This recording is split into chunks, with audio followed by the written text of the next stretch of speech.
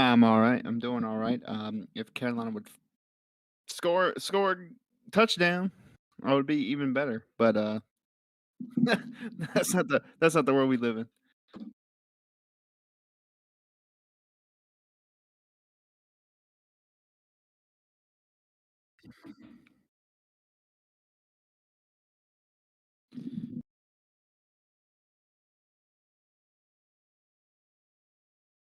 All right. You worked really hard on it. Spent many hours on it, and now we're using it fullest extent.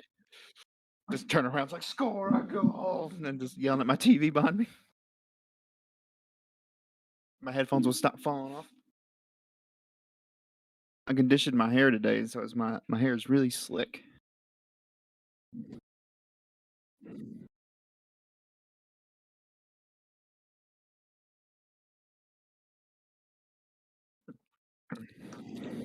Sad Carolina fan.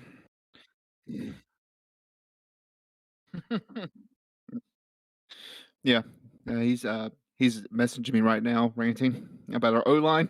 So, all right, we got a different kind of stream today. Um, yeah,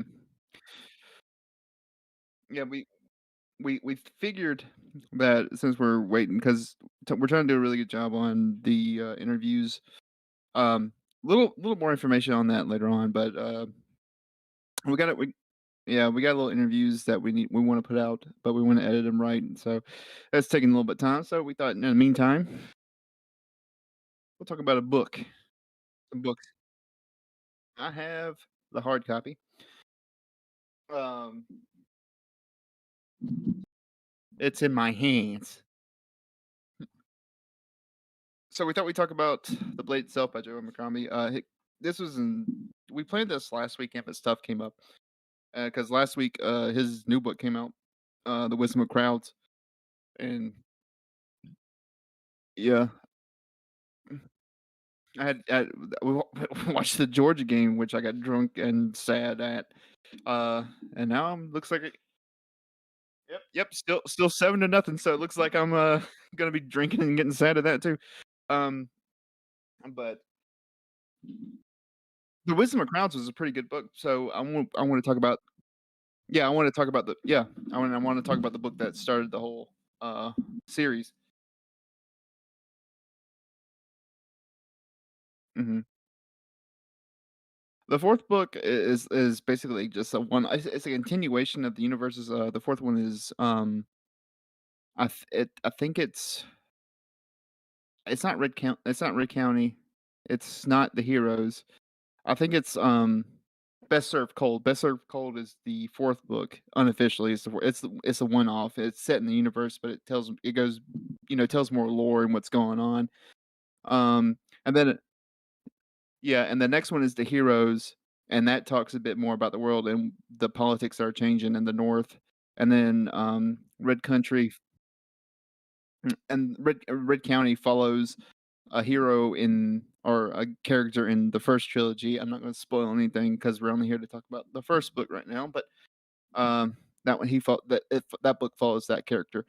And then the next trilogy comes out, and that's the Age of Madness, which comes out the Trouble with Peace, uh, Wisdom of Crowns. I can't remember the middle book at the moment. But that's it's uh, oh they're fixing it. Wow. So I've been sitting here talking the whole time, and you just blabbing your jaw. Yeah, yeah. Well, I Test, gotta test. distract There myself we from go. that massacre behind me. Thank you, Logan.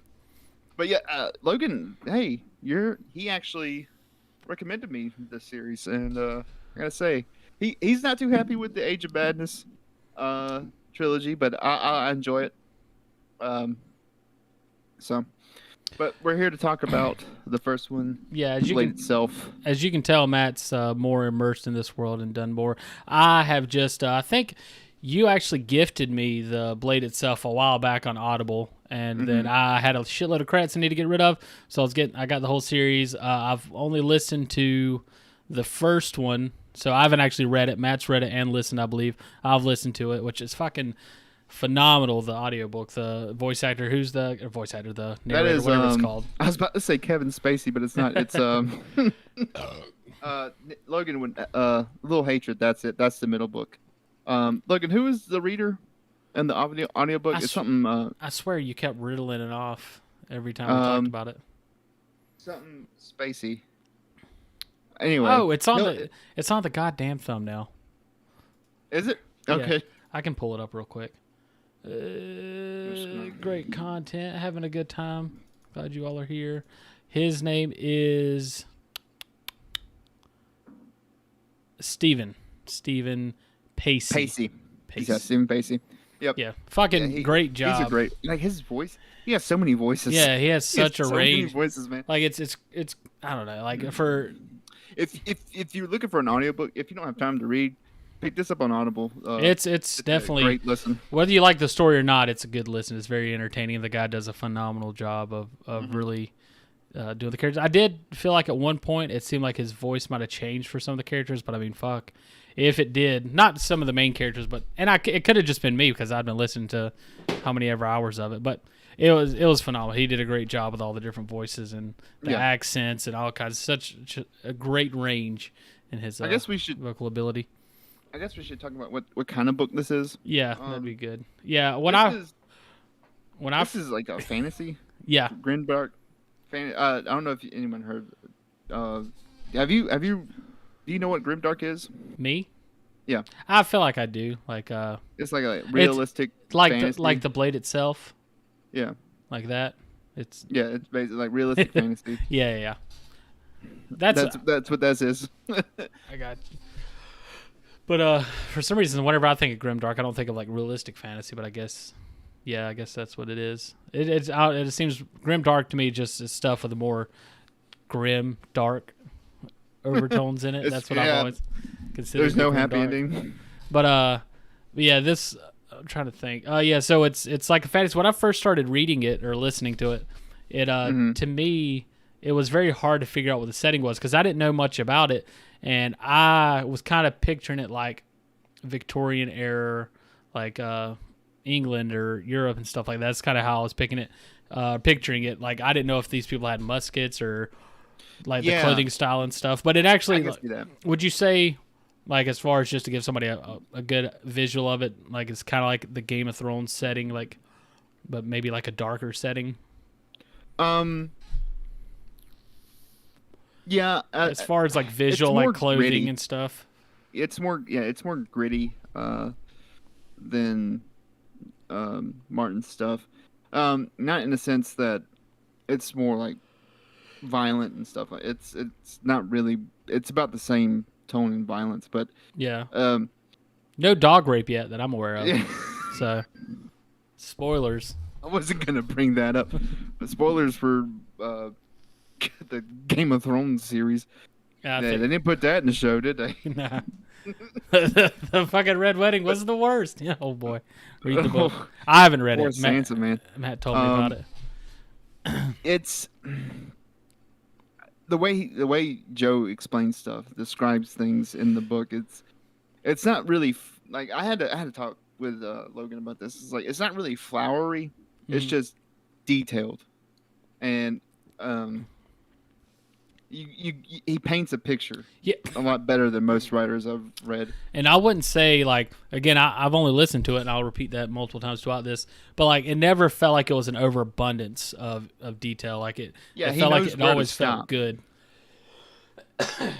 So it wasn't like it like as far as the writing, that was the thing that I kept telling Matt as I was listening to this. The writing was great. I'm not obviously an expert or anything, but at no point, like, I couldn't fault the writing at all. The writing was great. I really liked his use of similes and stuff like that. Like he had a lot of like not catchphrase, like what is it, turn of phrase, whatever they're called. Mm-hmm. He had a lot of those in there that was like, I think, original from him and stuff, and they were all just very good. Like, and I wonder if he was able to just kind of come up with these, or if he's like, I want a really good one here, and I can't think of any off the top of my head, but I wonder if he would just sit there and think over, hey, this is something I want, let me try to figure out something good here, or if he could just pop them out his head. Mm-hmm. Like, there was something that, like when they go to the north. Like I don't know if in the first book. I've read this book multiple times, but like, well, let's just go like Glocta, one of his main characters. Like the way he paints a picture with Glocta, like because Glocta's a guy who's basically a POW. Yeah, Basically. Yeah. He's been tortured and all that stuff. He's like a previous presidential candidate. Mm-hmm. Okay, and he can't walk right. He can't his teeth. He has half his teeth missing. How old is he?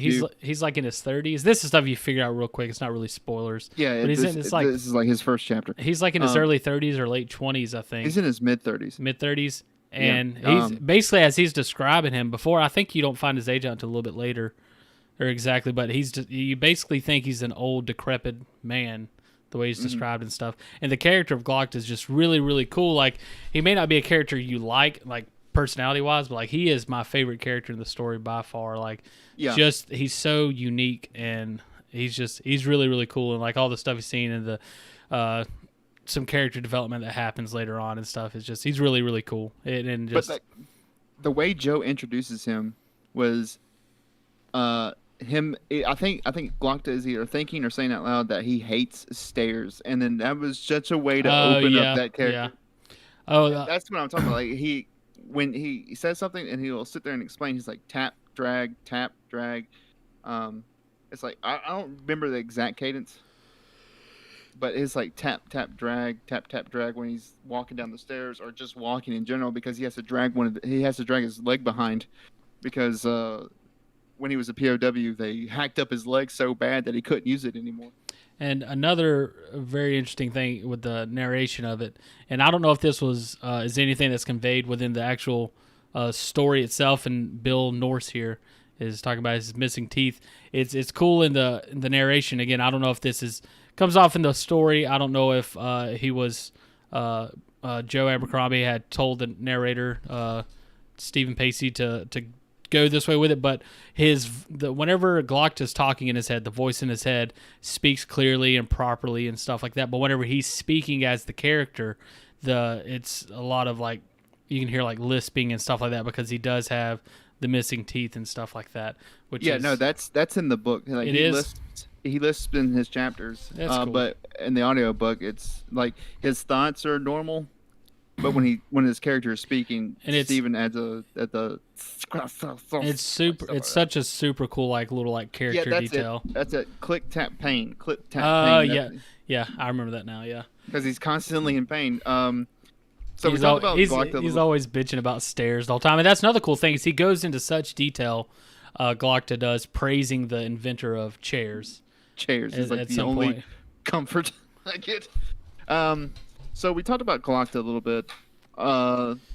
We can move on to Logan. Not the guest on the show, but Logan Nine Fingers. I did not like Logan at first. He just seemed very dull and boring to me, and I remember telling Matt that he's like, "Don't worry, he'll come around later," and he does. But I think he's, in some senses, he's kind of like your normal, like brute warrior kind of guy who's trying to retire. It seems like. But he is. I'm done with the fighting, but they keep dragging me back into fights. And you're constantly, and it's kind of frustrating at first because you're hearing about all these great things he did. Oh, he's called Nine Fingers. Why is he called? You hear about all these cool badass things he's done in the past, but you're like, show me. I don't want to hear. Show me this character. But there's so much going on that it doesn't feel terrible as you're reading it. But later on, you finally that is a bit of spoilers. Is that in the later half of the book where he finally shows? Yeah, he finally, and at that point it's a big payoff at that point, and fuck it, man, I'm just gonna go ahead and just put up the spoilers thing just so we can. Are we talking spoilers now? Yeah, there's no point. Later on, read this book. Yeah, so go check it out. Pause this and come back. We won't be here. So the replay will be up. But he's graphic up. Yeah, the graphics up. That was the sound effect and everything. It probably silenced us, couldn't hear us. But anyways, he goes into like this like berserker rage, and like they're being chased through rooftops, him and this other character that we haven't got to, Pharaoh, and it's so cool once he does, and like it's the best way to explain it is like it reminds me of like a video game, like a berserker character in a video game that uses rage and takes the pain in to help them, become more angry and fight harder and everything. And it was really cool. And it was like this big, huge payoff where the whole time you see him fight and that he's, these things are true and that he has skill and all that. But at no point do you ever really get a chance. Like, you never see this. Like, I guess you're left to your imagination. Until, like the very end of the book. And once you get there, you're like, oh shit, that's what they were talking about this whole time. Yeah. And like he's fought and killed stuff throughout the whole story. Except when they're on. Did they go look for the seed in this? I can't remember. I can't remember if that's this one or the second one. I don't recall a seed. Well, no, they're looking for the seed. They go to. I don't think so. They go to the west. The end of this book is basically heavy spoilers. It's basically the party. Oh, they haven't left yet. Baez and them has kind of assembled the party, and they're about to head out, and Glocta's being transferred. Oh yeah, he's going to England. Is it? No, it's not England. No, he's not going to England. He's going to. He's replacing some other guy somewhere. I can't remember exactly. But I think it was in the north, wasn't it? He's the Inquisitor. And I keep wanting to say Dunkirk. Oh, it's not that. It's not Dunkirk. I can't remember. Gurkle. Is it Gurkle? Yeah, it's Gurkle. Okay. No, that's the Gurkish. Yeah, that's not. That doesn't sound right. Logan will say it in the comments. Yeah, it's not super important. It's not important. But yeah, let's. I think we talked about Logan, Glocta. Let's talk about Giselle and the biggest fucking disappointment in the story for me. Dagaska. Yep. That sounds right. But yeah, Giselle. You go ahead and tell me what you think about Giselle, and then I'm gonna talk about how much I hate him. I think like when Joe. I have a theory about who the real hero of this whole universe is. And I talked to Logan about it. I'm not going to say. I don't want to say spoilers. We can talk about. We can talk about that a little bit later. Spoilers for this book, but maybe spoilers. I don't want to say spoilers for other books. But I know. But Giselle seemed like the archetypal kind of hero. Like Mary Sue, sort of. Not necessarily Mary Sue. He just seemed like the character that we would follow. And it seems besides Logan, because Logan's the veteran, but Giselle was the new blood, and we think Starting out, I thought that he was going to be. I have another theory as well, which is kind of obvious. But real quick, when I say Mary Sue, what I mean is it's almost like it's intended to come off that way in a sense. Like he is, like you said, like he seems he's not necessarily Mary Sue, but he is that Mary Sue of a hero. Like this is the guy that's going to be the hero, the main character, or whatever that you're going to think. And that he's the guy. But my theory, it's not a theory, but what I think is he is trying to be done is it's almost like he's showing a parallel of three different stages of a fighter. You got Giselle, the early guy. You got Glocta far at the end, and you have West, which is kind of that in between, kind of like and that's the way I kind of viewed it. Is like it's with all three of these characters, you're able to see the different stages of I guess kind of becoming a what is it called, a fencer, and where that can lead you within in this world. And that's fighter. Well, basically just war, a soldier in general. And then you could also throw Logan in there as well as part of that transition, kind of like just the different stages of a fighter warrior in this world. Logan's a Ronin, basically. Just a guy who fought in a war, who fought for his leader, and then got kicked out and stuff. He's an exile. You got the exiled warrior, you got the POW warrior, the guy who failed. You got the new blood, and you got the one who's currently serving. Yeah. So it's a pretty neat little cycle he has going on, and the things that happen to these people are just fucking crazy. But it's cool that it seems like it's put there in a way where when you stop and think about it, it feels like it's intentional. Like he wanted these sort of things so you can see them, but it's never obviously discussed. Like that's not something the characters talk about, but it does seem very intentional to have all these different phases of the soldiering life, and I really found that interesting. So we got two. Well, anyway, back to Giselle. He's training to be. He win the contest, and the contest is basically a duel. Yeah, it's like fights, what is it like a dual wield sword fights. Annual fencing tournament? Yeah. So, he's trained to do that, and like he gives up halfway. He's like, I quit, and then he gets made fun of and said, all right, you know what, I'm not gonna quit. Yeah. And then so he comes back, wins the contest with the help of the other elephant in this book, Baez, the first of the Magi. Yeah.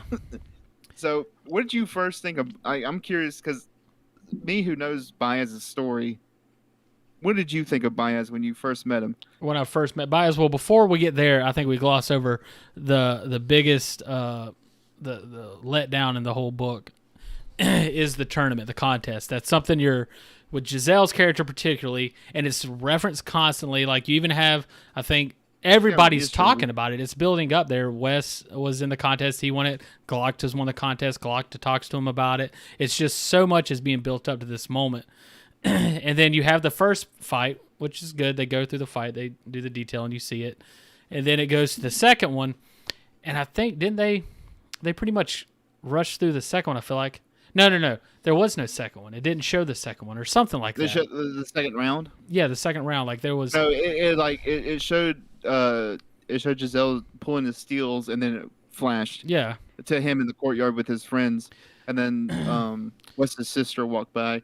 And then that's when he got in a fight with his friends. And then they spend more time talking about him getting mad because somebody was saying something about Wes' sister than they did about this thing we've been building up for. And I get the relationship there is more important, but I don't know. I didn't need to see that character development. I know that Giselle's going to be getting mad at somebody if they say something, and I feel like they both could have been there. The round should have been there, I feel like. Yeah. And then the third round is another form of a letdown because he fucking... With Brimaden Gross? He's getting his ass whooped the whole goddamn time. And then Baez cheats so he can win. And it's just like... That's like my favorite line. He's like, Baez is a fucking bastard. Like Logan was talking about. Because Logan and Baez, Logan went to the North Ancient Library to meet with Baez because he heard a wizard was wanting for him. Anyway, this is plot.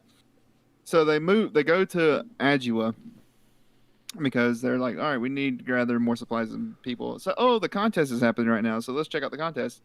So Baez and Logan bet on Giselle beating Bremen Ghost.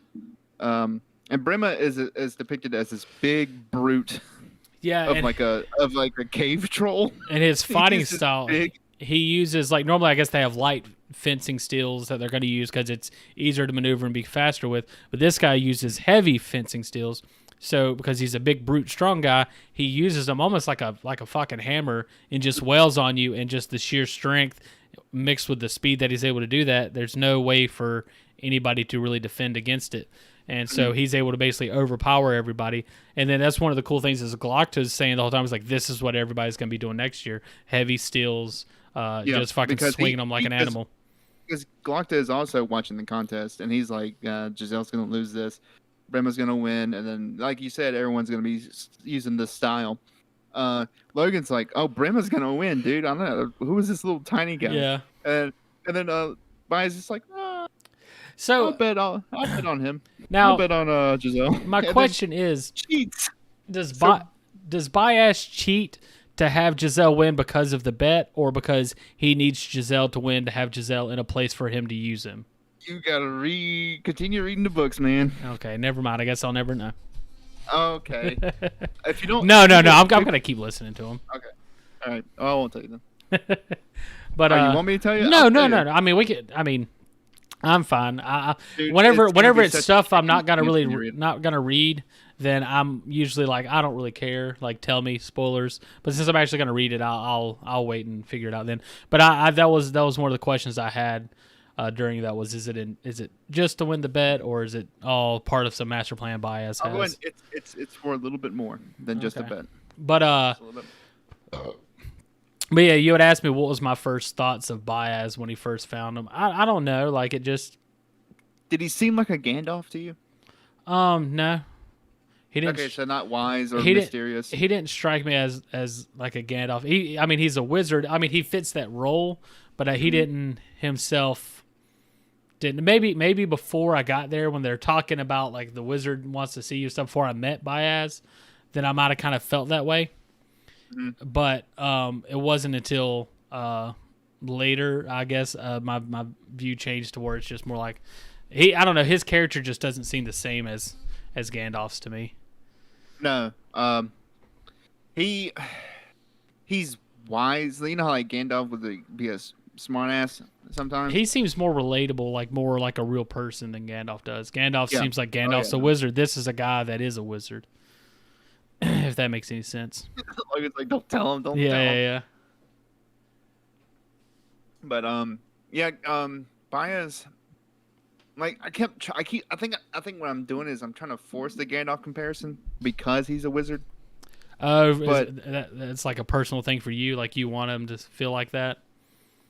I did at first. I was like, yeah, the wise guy. Yeah, that's more what other mysterious stuff he's gonna pull, and then it doesn't come. I think I think as well. My whole also, well, one thing is like what you mean. This comes a little bit later. You do see him actually using magic. We don't really see Gandalf using magic. I don't feel like, unless it's in the books. Yeah, Baez is kind of a tubby man.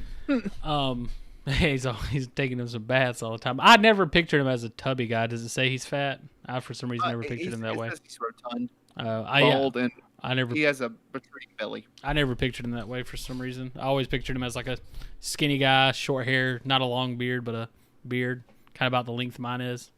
Well, in the book, he describes him as bald with a goatee and kind of a belly. I usually kind of like, whenever they give descriptions of people, I kind of forget and then just have my Picture your own. Yeah, just like in the Age of Madness, I pictured Orso as the guy from Despicable Me. So I don't know why. But I'm trying to think. There was something I want. Oh, one thing I wanted to go back to with what was his name? Gorst. Prima? Yeah. That guy was fucking cool as shit. Like after the fight, how he was like, "Good job." Like he was happy that somebody had defeated him. I don't know why. I don't know if that's something that comes in later, but you can find that out if you read the Heroes, because Brima actually has a POV in that book. Okay, so, but yeah, that's another fucking thing about this goddamn book, man. And this is something I bitched him at about. Every character has a role to play, dude. It's almost insane. It's like it starts off. You're like, okay, I think you're first introduced to Logan, maybe, and then Glocta, then Giselle, and you're going back and forth between these three main characters. Like, okay, these are my main characters. It's a lot, but, okay, we're going to go back and forth and whatever. And then all of a sudden they're like, bam, here's some more. Motherfucker, you thought I was... Bam, here's fucking Pharaoh. And it's just so, like, God damn it, I can't keep up with this. I don't care about Pharaoh. I care about what's going on over here. I want to know what's happening with Giselle and Glockton and all this stuff. And it just keeps fucking piling onto you. And yes, it's fucking great. But it's so much. It's so much, and I was sending Matt messages bitching about it because I didn't know I was going to do this or I would have saved it for this. But it was so fucking annoying. Like, and I'm just listening to it. I ain't even reading the goddamn thing. I do not think, and this is a personal thing. The story is fantastic, nothing wrong with it at all. It's a personal thing for me. It was just too much. I'm a Hobbit kind of guy. I'm a simple man. I want my 7 dwarfs and I want my Snow White with the magic ring to go fight the dragon. Exactly. I just want a simple adventure.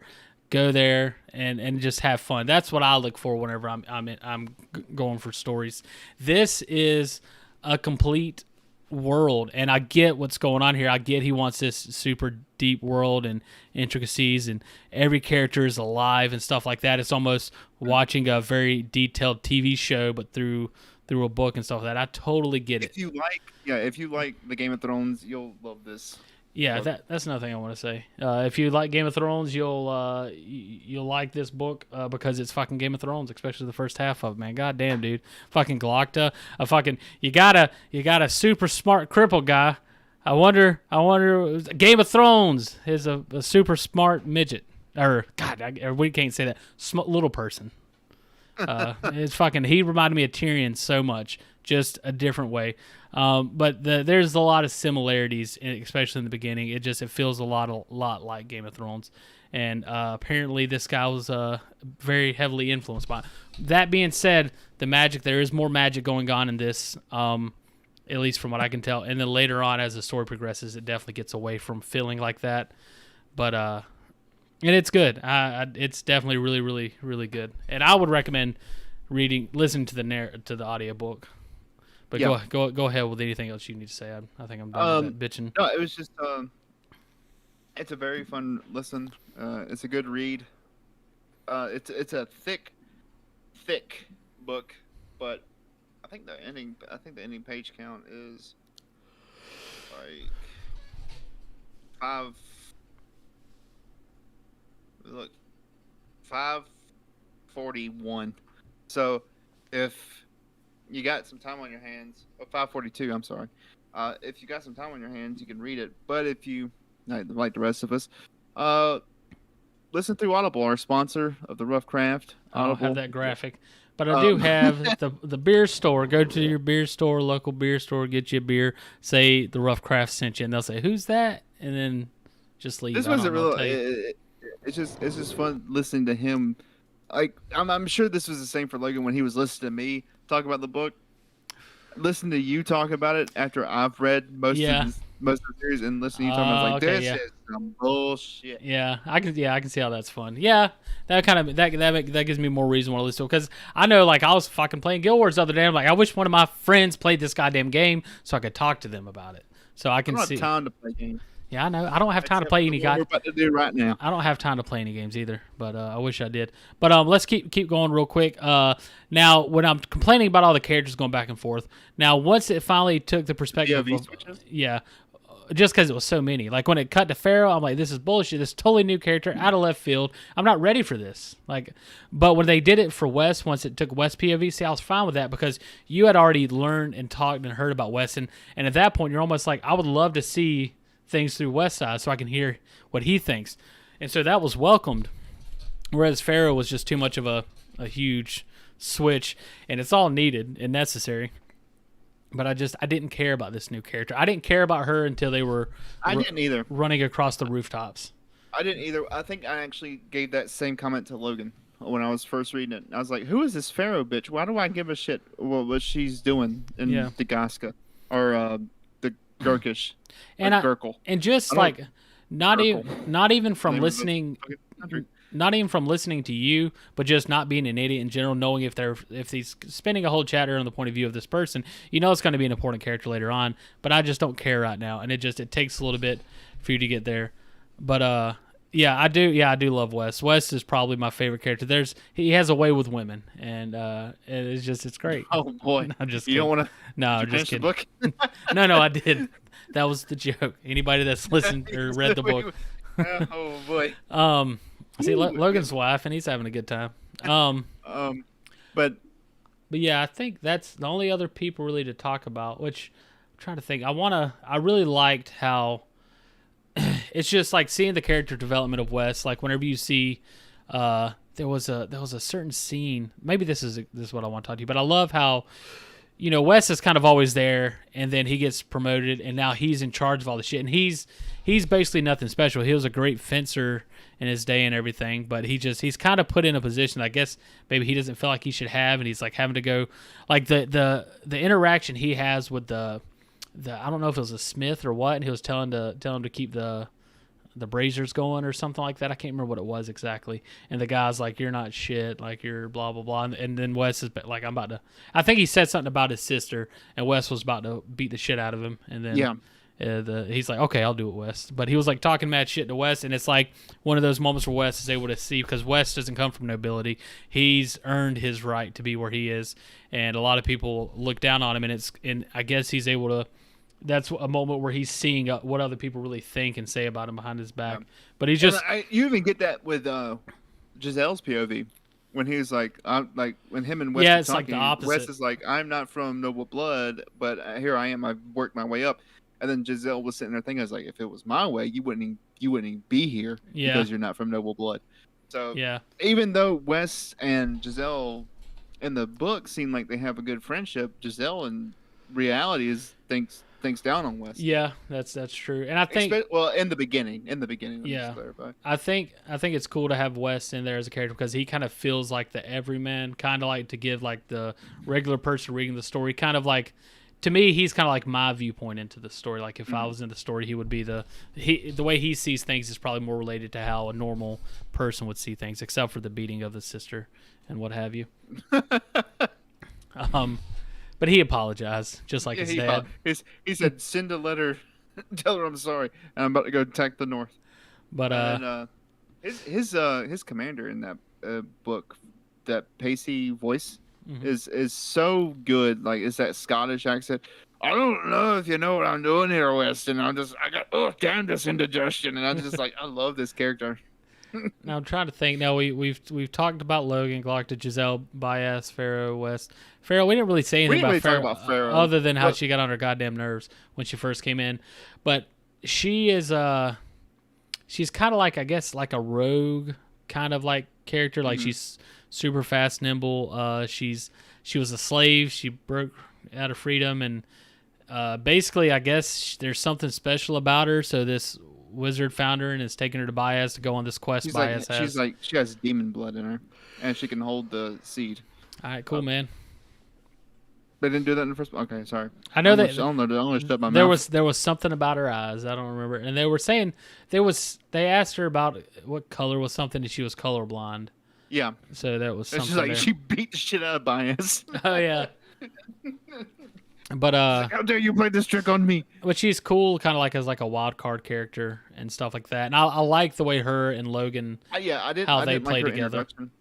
Yeah, I didn't like her introduction, but I really liked her at the end of the series. I know. Oh shit. Well, this leads into the next the final main characters is Logan's band. The Dog Man. The Dog Man. The weakest. He's the only one I can remember the name of, which isn't even really his name.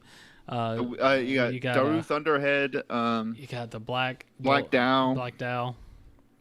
Three Trees.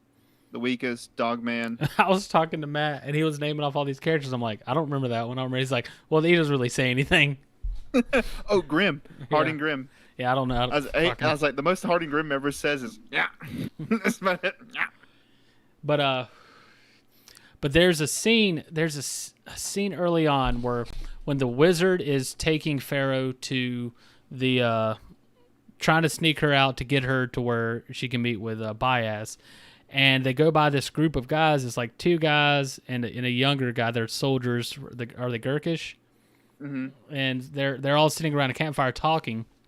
And basically, the young guy's like, I didn't want to be here. I got a wife at home. I ain't trying to be sitting around hunting some girl that did nothing to me. And they're all like, blah, blah, blah. And they're like trying to scare him and stuff like that. And they're like, she's not going to come this way. And she's there. And I guess the wizard put some sort of spell on her where she couldn't be seen. And like she's like right in front of the people, which was about to kill one. But anyways, they end up going on past when, what's her name? Pharaoh wanted to kill him. But they end up going. Later on, Dogman and all them, they find another one, the fucking Dogman, the Hound. Like, come on, man. Come on. Oh, you talking about another Grim? Game of Thrones, yeah. Comparison, yeah. But I wish I could remember everything I was telling you. But anyway, so they find them, that group, and they kill all the guys, and they have that young guy left. And it was fucking terrible, man. Because you remembered this this is like chapters later. And they're like, the little guy's like, I'm not going to say anything. I won't tell anybody. I promise. No. Yeah, I'm trying to think. Was it the Gurkish? Yeah. I don't remember. But he's like, I promise I won't say anything. They're like, we can't let you leave. And they fucking kill that guy. And it felt, Yeah, that it felt fucking terrible because I remember the next fucking chapter they said, you know what, Weakest, why don't you go tell Calder that the Flatheads are coming, and he's like, sure, I'll go do that. I was like, well, now they know you're there. Why wouldn't you just leave the young kid alive then? If you were just gonna tell them yourself that you were there. That's true. Well, that guy wasn't the Gurkish though. That guy was the King of the North. That's what I'm saying. Was it Calder? Calder was a prince, basically. I'm trying to think. That's the guy they were going to see is the guy that has like the son, right? The King of the North guy. Yeah, he has two sons. I feel like there's something else with the King of the North. I don't know. It'll come to me later. Are you talking about another Martin comparison? Yeah. But I'm waiting for the crippled kid that can see into ravens or something. Bran. Yeah. But no. Anyway, yeah, that whole thing just felt terrible. And then the thing that happened when the fucking Weakest died, that was fucking terrible. But Dude, I mean, it's great. It's so good. But that kid dying was the thing that hit me the hardest out of everything in the book. He's like, I didn't do anything. I was just a part of the group. And He's then, like, I didn't. sorry. He's like, I didn't even want to be here. Blankdale's like, let me do it. Let me do it. 3 trees, and then just cuts his head off. And what's worse axe to his head. is they didn't want to either, and it was just to me that Blankdale, Blankdale did. But that was just that to me was the best scene in the whole story, was to have those 2 scenes and the way it all worked together throughout the story. Emotion. It was just really cool. Yeah, as super like kind of like unnecessary, almost like really leads nothing to the plot, but just good writing in general. But yeah, is there anything really you want to get into with Logan's band of men that he had? I think it's cool how they think Logan's fucking dead though. And like the whole beginning of the story, I'm like, Logan says they're all dead. I'm like, I guess they're all fucking dead. Like Matt keeps talking like they're still around, but they're dead. He's stupid. And then, like, the dog man's my favorite character, and he's like, and that was another. Dead. They switched. They said that in chapter 1. Logan said Dogman was dead. They switched to Pharaoh, and then they switched over to the Dogman of the group. Like it was part 2. It was like part 2 opened up, and then it was like, all right, here's Pharaoh, and here's the Dogman. I'm like, who are these new people? Which the Dogman stuff, that group of guys, that wasn't as bad. I'm like, okay, it's kind of like I'm interested because I've been hearing about them. But at the same time, I still didn't really care. Like, I wanted to fucking know what's going on over here. Because, like, you just have so much stuff building up. I think Glocta's story in general is really neat because it's like... He's just fucking throwing everybody in jail. It's kind of annoying, but it's like it's cool to see him kind of like he's doing it. I don't know, like you're seeing him promoted and all, I don't know, like it was really fun listening to everything that's going on with him. It's like everybody has their own lives going on, and you're watching them unfold and how they interact with each other and stuff. And it's cool seeing them mingle and stuff like that. But like Glocta's, they all go to the house of the maker and stuff. Yeah. But Glocta's whole thing was kind of my favorite. It kind of annoyed me at the time because it's like so much detail. But like I think his was definitely the best with the Guild of Mercers, or what was it called? Is that what it's called? Guild of Mercers or Guild of something? Like that whole thing, him basically revealing this big conspiracy that was going on and stuff. All that was really cool. There was one more thing I wanted to touch on, but I can't remember it at the moment. Oh, yeah. Another great scene is whenever Glocta finds out that Wes tried to see him after he had returned. Oh, yeah. That was like when that was me and Logan call it the bromance moment. Oh, dude. That was so... That was like the big thing where like basically Glocta's character, it was number one, he was tortured, and that kind of built this new harshness that he has. And then he comes back and none of his friends or anybody cared to come see him.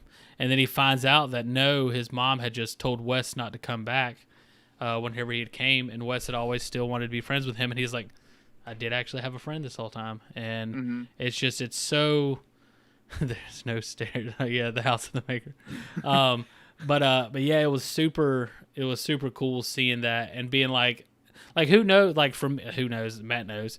For me, it's like who knows what Glocta's character is going to become now, because that's such a if Wes would have been there before, Glocta may not have went down the path that he did. So now that he has Wes as a friend now, maybe he starts becoming a nicer guy.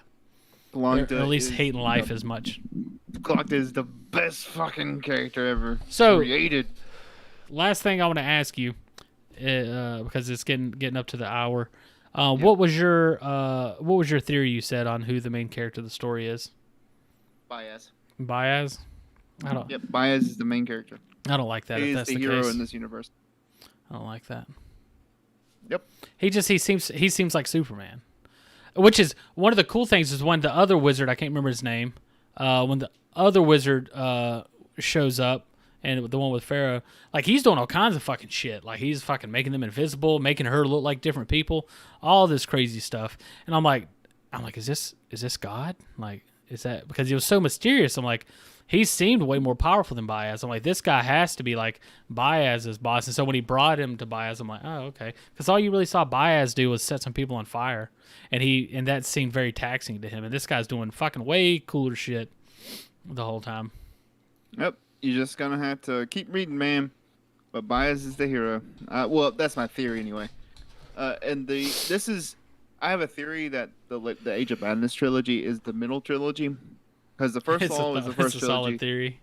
Yeah, this is all. Yeah, this is all a theory. I think the First Law Trilogy is the first trilogy. The Age of Madness is the middle trilogy, and I think there's gonna be a third trilogy. That sets up here Baez to complete his hero's journey. It builds. It's a solid theory. If he builds all of this, then Baez explains himself, could change everything. Yep, that's my theory. And so did Baez kill God? Is that what happened? He killed he threw Juvens down from the tower. And Juvens, is that the maker? Juvens is the creator of high art, which is magic. So who's the maker? The maker is the I don't exactly remember for sure, Logan. You could refresh my memory. I think the maker is Juvens, because he's the maker of high art. But there's another one who is the father of Juvens, that is the Eons or something like that. He's the one above all, basically. So whenever they say the maker, they're referring to the maker of magic, not the maker of the world. Yeah, when they say the maker, they're referring to Juvens, I believe. I'm pretty sure. Logan, correct me. I need to reread that chapter in the second book before they're hanged. But there's a chapter in that book that explains Juvens and the whole thing. But overall, yeah, it's a solid series, man. I really like it. Yeah, I mean, the first book, like, it ended well. It got better as it went on. A lot of it, which there's just so much that this guy has to tell you, and he goes into very great detail telling you it and getting you there and really getting you. He's like building up these characters in this world before he's really taking his time setting the stage before he gets the ball rolling, and that's what the beginning was, and that's why it's kind of frustrating for me. But now that the ball's kind of rolling, I'm more excited to get into the next book and see how things goes. And I purposely waited to start that until after we had this stream. Yeah, I can't wait to talk about before they're hanged with you, man. Because I think that's when the world opens up a bit, and you'll get some more lore. And then, but yeah, God, no, I'm not gonna tell you. I can't. Logan knows how I am when it comes to spoilers. I told him the whole Age of Madness spoilers. Well, I know. I remember with Game of Thrones, because I never read the books, and you had read the books, and so you knew what was going to happen before the TV series got to it. And I was constantly like, "Yeah, tell me." That's what I'm saying. With this, I know I'm going to listen to it, so like I'm going to start it next time I go to work. So there's no point really spoiling it now, since I'm going to be getting into it soon, anyways. So. But anyways, yep. I think that's it for this. Anything else you want to touch on before we go? I think we've talked about the plot, specific scenes, everything that I think we was wanting to go over. Yeah. So only thing we didn't talk about that I wanted to talk about was. Hold on. Logan, no. You is the father of Juvens, and what was his brother, Canadius. Yeah, no, Juvens and Canadius were brothers, weren't they? And Uez was the father. And Juvens and Canadius got in a fight because Baez slept with Canadius' daughter. I don't know. We'll talk about it later. We can talk about the lore of the First Law if anyone's interested in that later on. But right now, we're going to head off because we got another stream that we're going to do. Real quick. You want to talk about that? Yeah, I will. But one thing is just letting you guys know, I think Matt touched on it a bit. I think there's a short update video after last time we recorded. Yeah, we're trying to do, we're kind of changing things up. Things are going to probably be, it's slow, so you won't even really notice it, but we're changing what we're going to be doing with the show. I'll make a video talking about it more later once it kind of gets going. But we do have an interview with Neil that we did. I'm in the process working on it. I'm a good ways through. Should have been done already. It's just finding the time dedicated to it. And I've done pretty much all the fun parts. It's like kind of all the excruciating, just go through and doing some editing. And I keep having hiccups. I'm using new programs, so I'm slowly working through it whenever I get the time. Work, life, family stuff makes it difficult at times. But I just the idea here is we want to. I want to spend more time, even if it's slow. I want to make sure the stuff that we're putting out I'm very happy with, and I like the way it looks. And so I can put it out and be like, yeah, I'm happy with this piece of thing. The streams we do here, which are fun, I think they look good. But I'm not happy with the quality of them altogether. So I just want to be able to do something that is a project, a piece. I put it out, and it feels more like a whole thing. And so that's just something that's with me. And because of that, it's going to take longer because sometimes I take my sweet time when I shouldn't because I get lazy or different things come up. So it'll be out. Hopefully, it should have been out already before this thing, but hopefully soon. It might be a two-parter. We'll have the episode with Neil out. We also have another recorded episode that we have to work on as well, and then other stuff into the future. But now what we're going to do is me and Matt are going to we're going to end this stream. We're going to pop open a new stream. Yes, new thumbnail and everything. I believe you as the god. I'm sorry. Go ahead. And we're gonna be playing Pokemon Unite. So just hang tight if you're interested in watching us play the new Pokemon MOBA that's taking the world by storm. You can find it on Switch, Android, or iOS. And we're gonna try to play that, and you'll get to see me and Matt go through the process of adding each other and everything because we haven't played together yet. I've been playing it a good bit. Matt's barely touched it. I played through the tutorial. I haven't played my first match yet. It's really fun and they did a good, solid job with it. But you'll see us playing it.